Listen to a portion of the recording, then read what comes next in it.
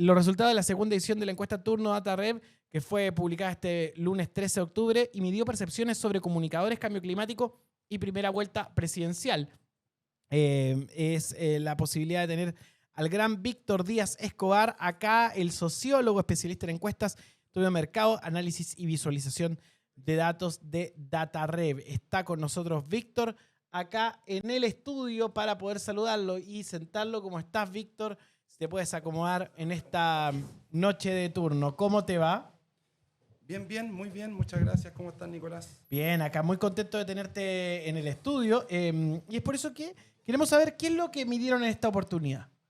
Mira, en esta oportunidad hicimos preguntas respecto de comunicadores y comunicadoras. ¿Quién le genera más confianza en un listado de periodistas de hombres y mujeres? Medimos también una pregunta que parece como de perogrullo, pero que era interesante respecto del cambio climático, debido a que asesores del candidato José Antonio Kast habían salido como negando la existencia del cambio climático, y le preguntamos a la gente si cree que existe o no existe el cambio climático. Ahí el resultado es muy categórico, afortunadamente. Y también, por supuesto, medimos nuevamente la primera vuelta presidencial. Y entre medio, una pregunta pop como interesante de saber qué plataforma de streaming es la que más utiliza la gente hoy día. Mira, ¿y qué cosas descubrieron con respecto a la medición? Mira, primero respecto del tema de las elecciones, que es interesante en función de que han circulado varias encuestas, ¿cierto?, toda la semana, es que a nosotros nos aparece que más o menos está estable el panorama versus la medición que tuvimos en la encuesta anterior. O sea, sigue liderando Janet Jara la primera vuelta, incluso sube 2 puntos en nuestra encuesta, y en segundo lugar se mantiene José Antonio Kast, y en tercer lugar Evelyn Matei. Kast, de hecho, también baja un par de puntos. Pero en general, Jara se estabiliza en torno al 30-33%, y según nuestros datos, Kast está en segundo lugar, pero casi 10 puntos abajo. Y ahí, digamos, hay una diferencia en función de otras encuestas que vi el fin de semana. Por ejemplo, la Universidad del Desarrollo, en su encuesta, decía que Kast estaba pasando a Jara, y eso a mí me parece un poco extraño, como que no me checan esos datos, porque tampoco ha pasado nada extraordinario como para que haya cambiado tanto el panorama en la última semana. En ese sentido y en esa dinámica, Janet Jara seguiría subiendo respecto a la semana anterior. Esto habla con muchas encuestas de la plaza que tienen esa pequeña subida. Sí. ¿A qué se le atribuye?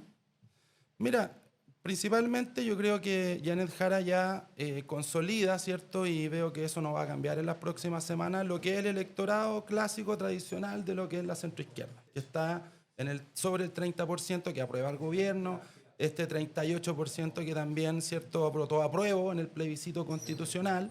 El problema fundamental de ella, por lo tanto, está en la segunda vuelta. O sea, ¿qué es lo que va a pasar? Porque la suma de las candidaturas opositoras, ¿cierto?, están sobre el 50%. Y ahí, digamos, uno diría, si es por comparar un clivaje que se parece más a lo que fue el resultado del apruebo o rechazo del panorama, y hay que ver si es que en segunda vuelta eso se mantiene así o se abre un nuevo escenario, porque la segunda vuelta es una elección igual distinta a la primera vuelta. ¿Por qué es una elección distinta? Es una elección distinta porque, en primer lugar, los votos no son traspasables, no son automáticos. O sea, hay un cierto votante de Evelyn Matei, por ejemplo, que nosotros, cuando miramos la desagregación por niveles socioeconómicos, por edades incluso, lo que vemos es que, por ejemplo, Evelyn Matei tiene un buen resultado en personas sobre 60 años. Y las personas sobre 60 años uno podría decir que es el voto más duro de lo que fue el clivaje sí y el no, dictadura-democracia. Y ahí a Evelyn Matei le va bien, y por lo tanto uno diría, hay un voto de Evelyn Matei que sería este concertacionista enojado, digamos, que hoy día no está votando por la candidata oficialista, pero que no sabemos cómo se va a comportar en la segunda vuelta entre Kast y Jara. O sea, frente a ese escenario, esa persona podría no ir a votar, y por lo tanto hace más estrecha la diferencia, o puede que vote por Jara también. Entonces, por eso el escenario queda abierto, a mi juicio, en la segunda vuelta. Sobre todo, perdona, Nicolás, si consideramos que Jara pudiese alcanzar cerca del 40% en la primera vuelta, que es un comentario que le escuché a Alberto Mayola aquí en turno, porque ese es un piso de voto muy alto y que es muy fidelizable para la segunda vuelta. O sea, el que vota por ti en primera vuelta va a ir a votar en segunda vuelta. Es muy difícil que cambie su posición. Y tener un piso de un 40% deja la carrera muy competitiva para la segunda elección. ¿Qué otro descubrimiento tuvo esta turno Data Red que estamos presentando? Mira, también es interesante analizar al nivel de los niveles socioeconómicos, que por ejemplo, en los niveles socioeconómicos más bajos es donde Kast tiene mejor resultado sobre el resto de los candidatos opositores. Y también en ese nivel socioeconómico es donde tenemos mayor porcentaje de ninguno, que sería la gente que hoy día está indecisa o que a lo mejor va a votar nulo, blanco o que a lo mejor no va a ir a votar. Y además en ese segmento socioeconómico es donde se concentra este votante obligado, que se ha hablado también en la última semana, que es la gente que con voto voluntario no iba a votar simplemente y que ahora con voto obligatorio, digamos, ha ido a votar. En el apruebo rechazo votó mayoritariamente rechazo, pero que no sabemos cómo se va a comportar en su totalidad en esta elección en un balotaje que es entre candidatos y no entre propuestas constitucionales. Ahí estamos. Si la elección fuera el próximo domingo, ¿por cuál de los candidatos votaría? Está presente la pregunta. Y se da ese escenario que en el C3 estaría muy alto. ¿Quién está alto? Jara. Claro, Janet Jara tiene su mejor rendimiento en la clase media, digamos, media y media baja, por así decirlo, o sea, C2 y C3.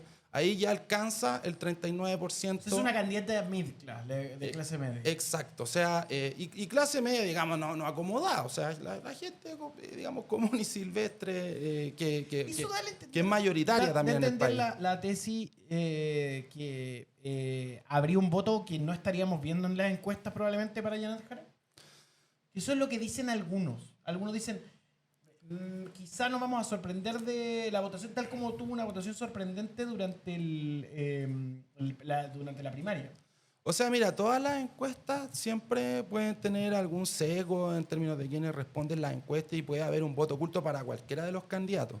Pero lo que yo creo más bien es que ese voto oculto puede darse o mostrarse con mayor sorpresa en la segunda vuelta. La primera vuelta yo veo que el escenario está bien estabilizado en las posiciones y los porcentajes que estamos mirando. Lo que sí creo, por ejemplo, que para Janet Jara y su comando el desafío principal es llegar a ese mundo popular de clase baja al cual ella aspira, ¿cierto? Ella tiene un relato que viene, ¿cierto?, de una comuna popular como Conchalí, pero resulta que en ese mundo que le gusta que le hablen con más certezas, con más claridades, como en blanco y negro, hoy día Kast emerge con mucha más fuerza que cualquiera de los otros candidatos opositores y ella se está quedando en el piso del 30% estable de la centroizquierda. Y ahí es donde, a mi juicio, puede haber este escenario, no sé si tú te acuerdas, Nicolás, que ocurrió en el apruebo-rechazo, en donde uno veía comunas populares. Claro. Y decía, pero ¿cómo el rechazo puede haber ganado en comunas así como La Pintana? Y lo mismo uno se preguntaba cuando había voto voluntario. ¿Por qué en comunas como La Pintana votó tan poca gente? ¿Te acuerdas? Me acuerdo de eso. Que era como el 40% nomás participó en la votación. Entonces, ahí es donde hay también un desafío pendiente, a mi juicio. Estamos analizando la turno DataRev. ¿Qué otro descubrimiento hay dentro de esta semana? Bueno, también otro descubrimiento interesante es que en los rangos de edad más jóvenes, ¿cierto? Janet Jara obtiene el mejor rendimiento. Ahí ella incluso en los números en bruto, sin las correcciones que nosotros hacemos por cuotas, por edades, por género, etcétera, ella obtiene un rendimiento que a veces incluso pasa el 40%. Pero su peor rendimiento está, digamos, en el segmento entre 30 y 60 años. Y ahí es donde también está entrando con más fuerza, y sobre todo en hombres, que también se mantiene eso, es donde entran los candidatos más de ultraderecha, por así decirlo. Los candidatos de ultraderecha, ¿dónde tienen como el foco? ¿En hombres, mujeres, en qué estrato? Principalmente en hombres, entre 30 y 60 años y en niveles socioeconómicos medios y bajos. Por ejemplo, un dato interesante, si miramos después la desagregación por género, que está un poco antes que esa una lámina antes, ahí está. Fíjate que Johannes Kaiser en hombres marca casi un 16% y en mujeres un 8%. O sea, es el doble. O sea, claramente el votante duro ahí, y en este caso Johannes Kaiser representa la derecha más dura todavía, más a la derecha que Kast, es donde tiene su mejor rendimiento. Y Jara, por el contrario, sube casi 6 puntos en mujeres versus los hombres. O sea, llega al 36 fijo en mujeres y en los hombres está como en torno al 30 y ahí estamos promediando el 33 que nos da a nivel general. Genial. ¿Qué otra lámina podemos ver? En términos de la elección, creo que hemos visto la mayoría, lo hemos analizado. yo creo que a lo mejor podríamos ver la pregunta sobre el cambio climático, porque un rotundo 90% dice que cree en la existencia del cambio climático. Sí, todo esto a propósito de un asesor de CAS que planteaba sus dudas sobre y que siempre había habido calentamiento, según él. Claro, exactamente. Bueno, y lo otro también es que agregamos por ahí la lámina de la primera vuelta en base 100, que es este ejercicio, ¿cierto?, de sacar a los ninguno, que a nosotros nos da cerca de un 8%, muy parecido a lo que le da la CADEM también. Y en base 100, bueno, Jara, que serían los votos válidamente emitidos, ¿cierto?, llega al 35%. Entonces, esa es una buena noticia, digamos, en el sentido que ella está consolidando ese porcentaje y ese electorado. Estamos en vivo haciendo turno noche. Saludos a todos los que nos ven y recuerden que pueden ser parte del canal y suscribirse a través de nuestras redes. ¿Algún otro descubrimiento o apunte? Yo creo que en general hemos repasado todo. Yo creo que hay que ver qué es lo que pasa en los debates, qué es lo que pasa estas semanas. A mi juicio, lo más interesante de esta primera vuelta va a ser qué pasa con Kast y Matei. Kast en particular, si bien está en el segundo lugar, en los números que nosotros tenemos, Matei, digamos, está cerca del error muestral, incluso su diferencia. O sea, yo creo que lo más interesante de esta semana va a ser ver si Matei logra revertir la posición en la que se encuentra hoy día. Vamos a estar observándolo y va a ser un tema candente. Te quiero agradecer mucho por esta conversación, Víctor. Muchas gracias a ti, ¿Cómo Nicolás. seguimos a DataRev? En datarev.cl, en Instagram también estamos como datarev SPA y en TikTok también estamos como datarev. Pronto vamos a hacer cuenta de X o Twitter. Excelente, muchas gracias. Muchas gracias a ti, Nicolás. Estamos revisando la turno DataRev, que está para los que siguen y se suscriben a turno. Recuerden ser socios de turno a través de nuestras redes sociales. Abajo en el botón unirse pueden hacerlo y ustedes serán parte de este proyecto.